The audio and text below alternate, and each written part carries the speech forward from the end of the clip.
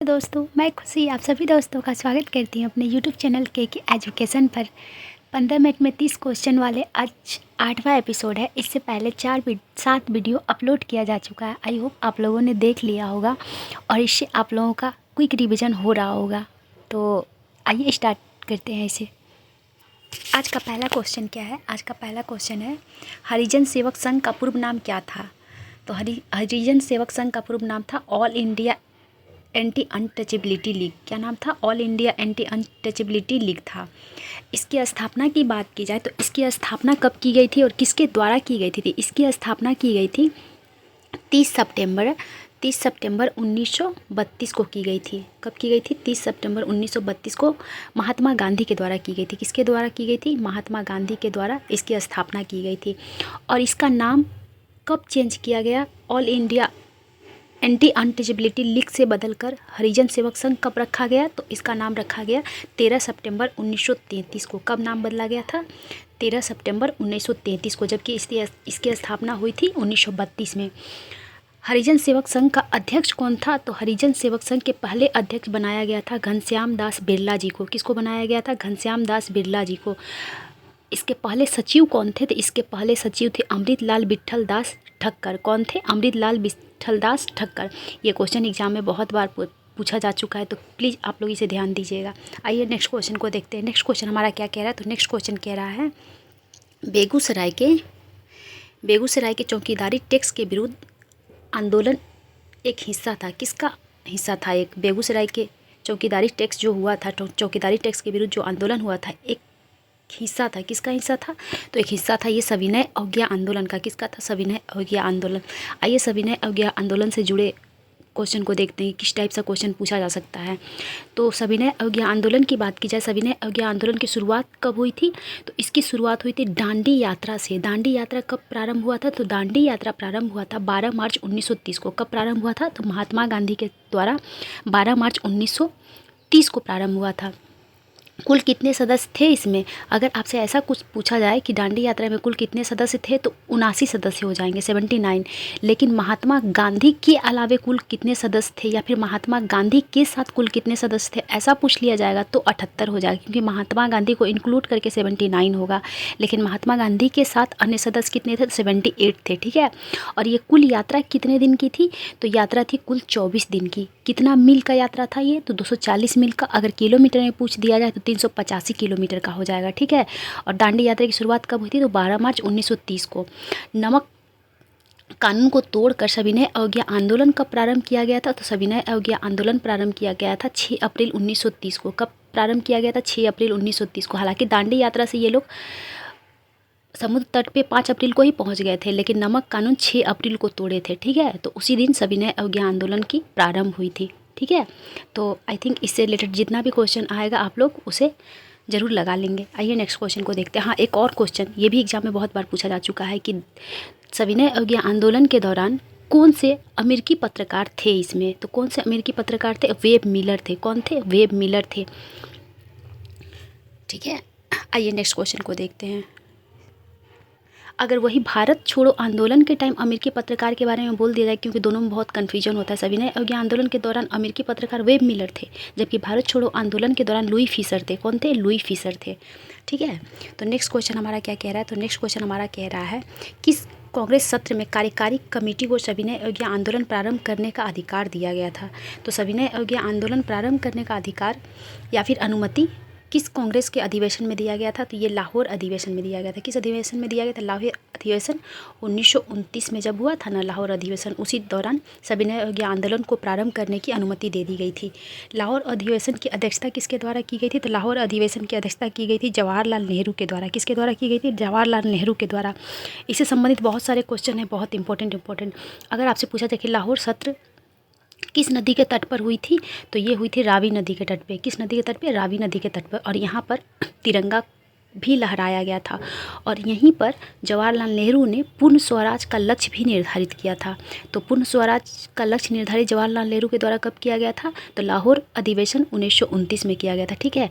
और घोषणा किया गया था कि अगले वर्ष अर्थात 1930 के 26 जनवरी को हर साल स्वाधीनता संग्राम दिवस मनाया जाएगा। क्या मनाया जाएगा? 26 जनवरी को स्वाधीनता संग्राम दिवस मनाया जाएगा। इसी को मद्देनज़र रखते हुए संविधान बनने के बावजूद भी 26 नवंबर 1949 को अंगीकृत किया गया, लेकिन पूर्णतः इसे लागू कब किया गया था? तो 26 जनवरी 1950 को लागू किया गया था, इसी दिन को मद्देनज़र रखते हुए। ठीक है, आइए नेक्स्ट क्वेश्चन देखते हैं। नेक्स्ट क्वेश्चन हमारा क्या कह रहा है? नेक्स्ट क्वेश्चन कह रहा है, बंगाल ब्रिटेन की वस्तुओं के बहिष्कार का सुझाव सर्वप्रथम किसके द्वारा दिया गया था? तो बंगाल में ब्रिटेन की वस्तुओं को बहिष्कार करने का सुझाव किसके द्वारा दिया गया था? तो ये दिया गया था कृष्ण कुमार मित्र के द्वारा। किसके द्वारा दिया गया था? कृष्ण कुमार मित्र के द्वारा दिया गया था। कब दिया गया था? तो सन 1905 में। आपको ध्यान होगा कि बंगाल विभाजन कब हुआ था? तो बंगाल विभाजन 1905 में हुआ था। किसके द्वारा किया गया था? तो बंगाल विभाजन लॉर्ड कर्जन के द्वारा किया गया था। उस समय भारत का वायसराय कौन था? तो लॉर्ड कर्जन के द्वारा, लॉर्ड कर्जन थे और इसी के द्वारा बंगाल विभाजन की घोषणा की गई थी। अगर आपसे पूछा जाए कि बंगाल विभाजन के प्रस्ताव को प्रकाशन कब किया गया था? तो बंगाल विभाजन के प्रस्ताव को प्रकाशन किया गया था 6 जुलाई 1905 को। कब किया गया था? 6 जुलाई 1905 को प्रकाशन किया गया था।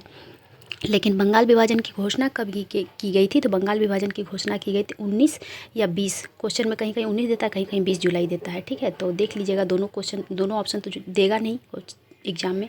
तो 1905 को घोषणा किया गया था। ठीक है, बंगाल विभाजन का घोषणा किया गया था 19 जुलाई 1905 को, जबकि प्रकाशन किया गया था 6 जुलाई 1905 को। लेकिन बंगाल विभाजन को लागू कब किया गया था? तो लागू किया गया था इसे 16 अक्टूबर 1905 को। और बंगाल विभाजन के विरोध में सर्वदलीय सम्मेलन कब बुलाया गया था? कांग्रेसों के द्वारा सर्वदलीय सम्मेलन कब बुलाया गया था? तो इसे बुलाया गया था 7 अगस्त 1905 को। ठीक है, स्वदेशी आंदोलन का नींव भी यहीं पड़ा था। तो कब बुलाया गया था सर्वदलीय सम्मेलन? 7 अगस्त 1905 को। और इसकी अध्यक्षता किसके द्वारा की गई थी? सर्वदलीय सम्मेलन का अध्यक्षता तो सुरेंद्र नाथ बनर्जी के द्वारा किया गया था। किसके द्वारा किया गया था? सुरेंद्र नाथ बनर्जी के द्वारा। और इसी सम्मेलन में कृष्ण कुमार मित्र ने पहली बार स्वदेशी एवं बहिष्कार का प्रस्ताव को रखा था। ठीक है, और वही अगर आपसे पूछ लिया जाए कि बंगाल विभाजन को लागू तो किया गया था 16 अक्टूबर 1905 को, लेकिन इसे रद्द कब किया गया था? तो इसे रद्द किया गया था 12 दिसंबर 1911 को। कब किया गया था? 12 दिसंबर 1911 को। ठीक है, और 22 मार्च 1912 को बंगाल का पुनः विभाजन करके बिहार एवं उड़ीसा को संयुक्त रूप से बंगाल से अलग कर दिया गया था। और बंगाल विभाजन को रद्द किस समिति के सिफारिश पर किया गया था? अगर क्वेश्चन आपसे ऐसा पूछ ले कि किस समिति के सिफारिश पर बंगाल विभाजन को रद्द किया गया था, तो अरुणडेल समिति के सिफारिश पर किया गया था। किस समिति के सिफारिश पर? अरुणडेल समिति के सिफारिश पर बंगाल विभाजन को रद्द किया गया था। आइए नेक्स्ट क्वेश्चन को देखते हैं। नेक्स्ट क्वेश्चन हमारा क्या कह रहा है? तो नेक्स्ट क्वेश्चन हमारा कह रहा है, किसने कहा था आलोचना और स्वतंत्र चिंतन एक क्रांतिकारी की दो विशेषताएं हैं? तो किसके द्वारा कहा गया था? ये कहा गया था भगत सिंह के द्वारा। किसके द्वारा क्या कहा गया था? भगत सिंह के द्वारा। इनकलाब जिंदाबाद, ये नारा बहुत ही फेमस है। तो ये नारा किसके द्वारा दिया गया था? अगर आपसे क्वेश्चन ऐसा पूछ लिया जाए तो ये नारा दिया गया था हजरत मोहानी के द्वारा। किसके द्वारा दिया गया था? हजरत मोहानी के द्वारा इनकलाब जिंदाबाद की नारा दी गई थी। लेकिन इसे लोकप्रिय बनाने का काम किसके द्वारा किया गया था? तो इसे लोकप्रिय बनाने का काम भगत सिंह के द्वारा किया गया था। ठीक है, किसके द्वारा किया गया था? भगत सिंह के द्वारा किया गया था। आइए नेक्स्ट क्वेश्चन को देखते हैं। नेक्स्ट क्वेश्चन हमारा क्या कह रहा है? तो नेक्स्ट क्वेश्चन कह रहा है, किसने कहा था यदि भगवान अस्पृश्यता को सहन करते हैं तो मैं उन्हें कभी भी भगवान नहीं मानूंगा?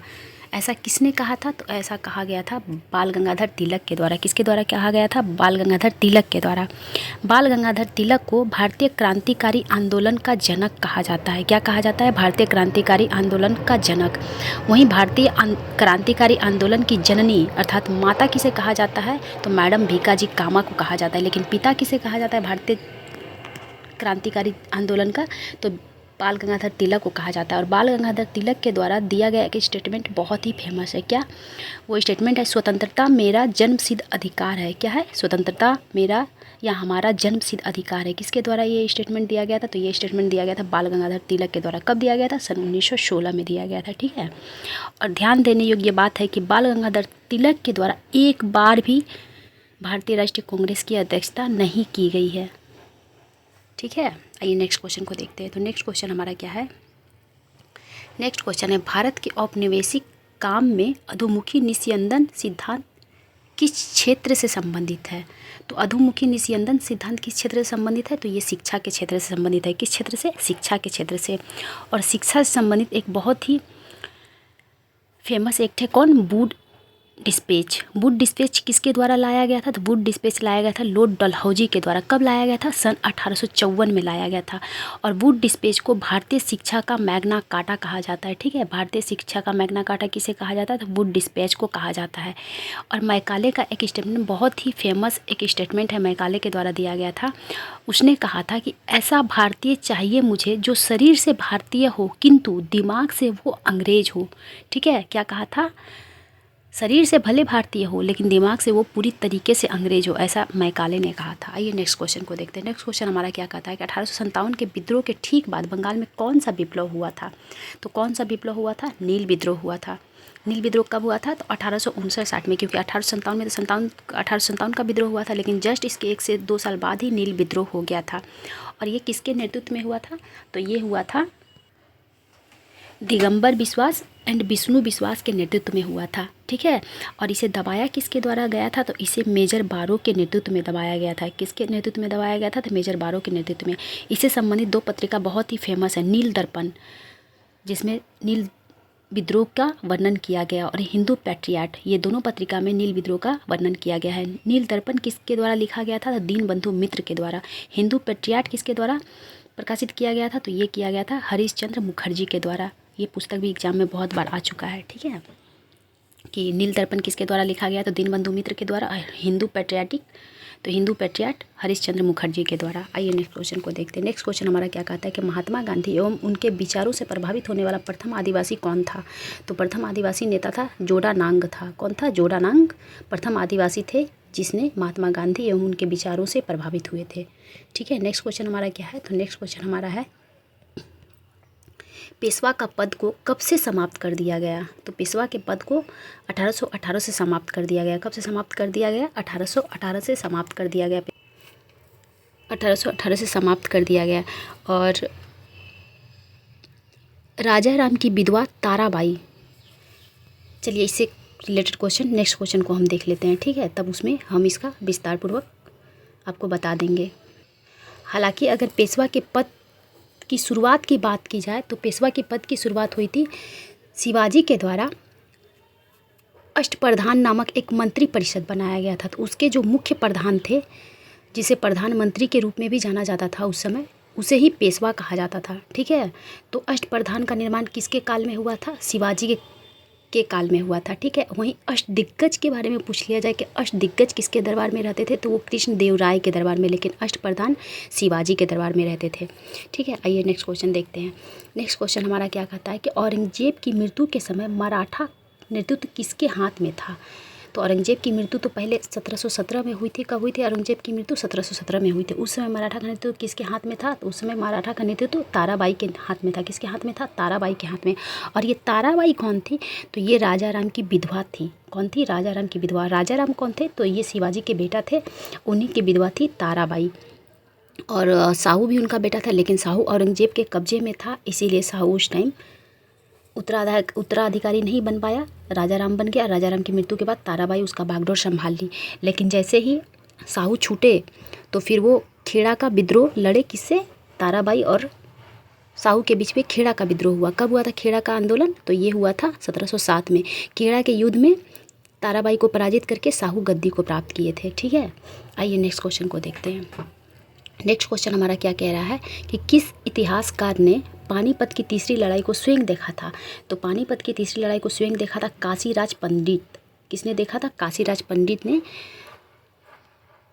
पानीपत की तीसरी लड़ाई को अपनी आंखों से देखा था। जैसे कि 1857 के विद्रोह के बारे में पूछा जाता है कि 1857 के विद्रोह को अपनी आंखों से स्वयं किसने देखा था? तो मिर्जा गालिब देखे थे, जो बहुत ही प्रसिद्ध शायर थे। वही अपनी आंखों से 1857 के विद्रोह को देखे थे। सेम उसी तरह पानीपत की तीसरी लड़ाई काशीराज पंडित के द्वारा देखा गया था। और ऐसे आपसे पूछ लिया जाए कि पानीपत की कुल कितनी लड़ाई हुई थी? तो पानीपत की कुल 3 लड़ाई हुई थी।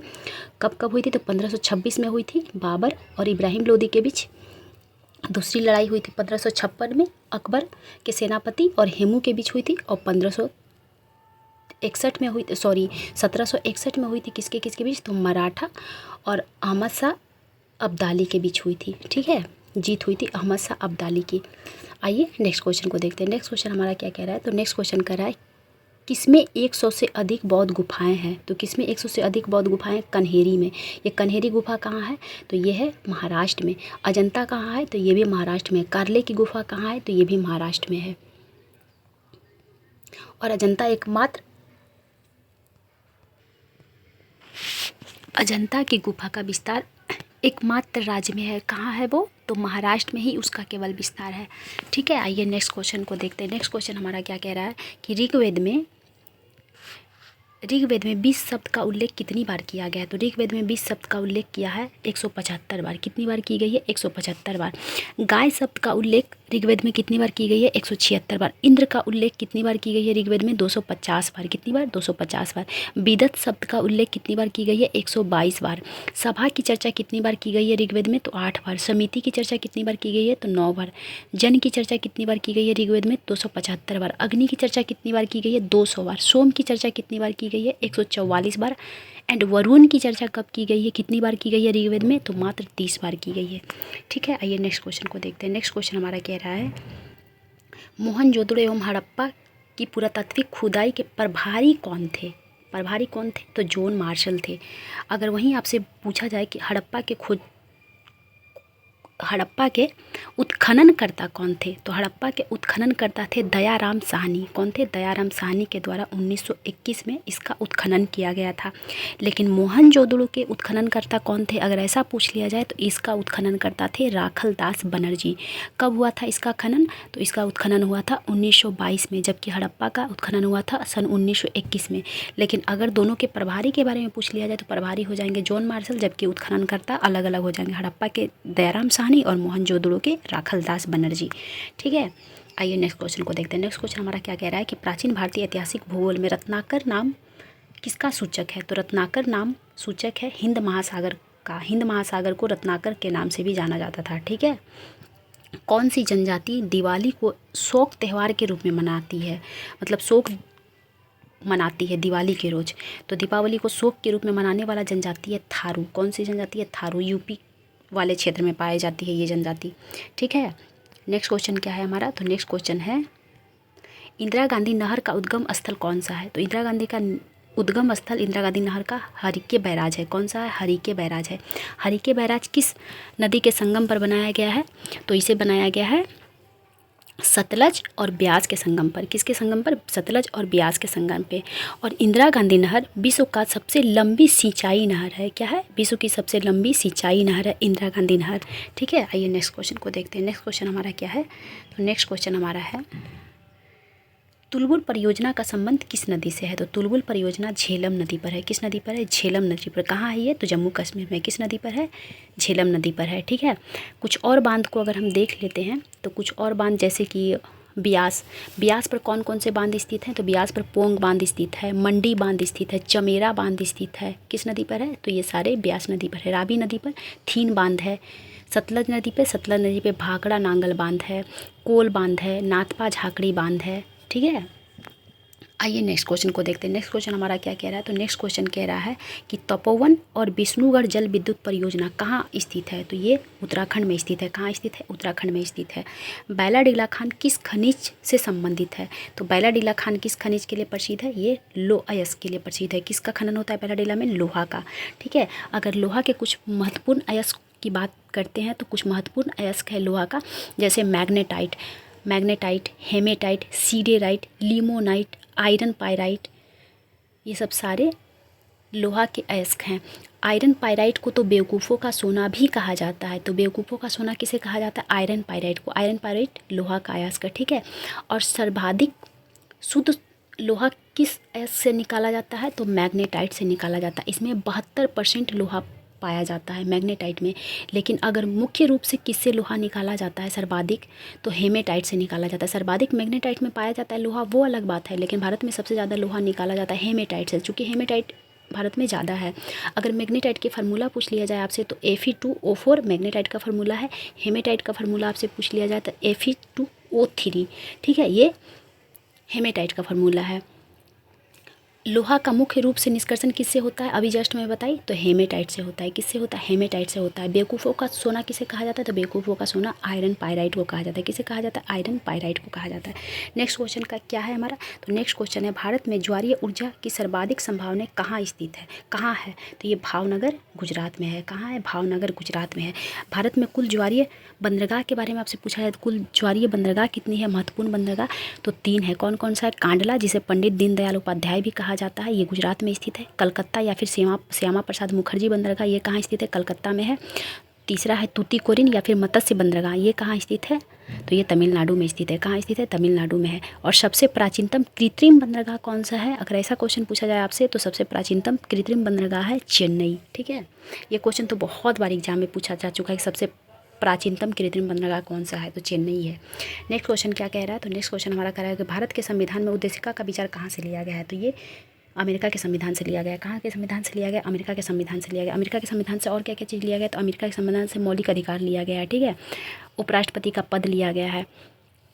सर्वोच्च न्यायालय के मुख्य न्यायाधीश महाभियोग का परंपरा लिया गया है। कहाँ से लिया गया है? तो ये भी लिया गया अमेरिका के संविधान से। सर्वोच्च न्यायालय की सर्वोच्चता, ये कहाँ से लिया गया है? तो ये भी लिया गया है अमेरिका के संविधान से। ठीक है, आइए नेक्स्ट क्वेश्चन को देखते हैं। नेक्स्ट क्वेश्चन हमारा क्या कह रहा है? नेक्स्ट क्वेश्चन हमारा कह रहा है कि भारत के संविधान की उद्देशिका में कितने प्रकार के न्याय की व्यवस्था की गई है? तो कितने प्रकार की न्याय की व्यवस्था की गई है? 3 प्रकार के। कौन कौन से? तो ये है सामाजिक, आर्थिक, राजनीतिक। कौन कौन से है? सामाजिक, आर्थिक, राजनीतिक। 3 प्रकार के न्याय हो गया। कितने प्रकार की समानता की बात की गई है? प्रस्तावना या उद्देशिका दोनों एक ही है। कितने प्रकार की समानता की बात की गई? 2 प्रकार के। कौन कौन से?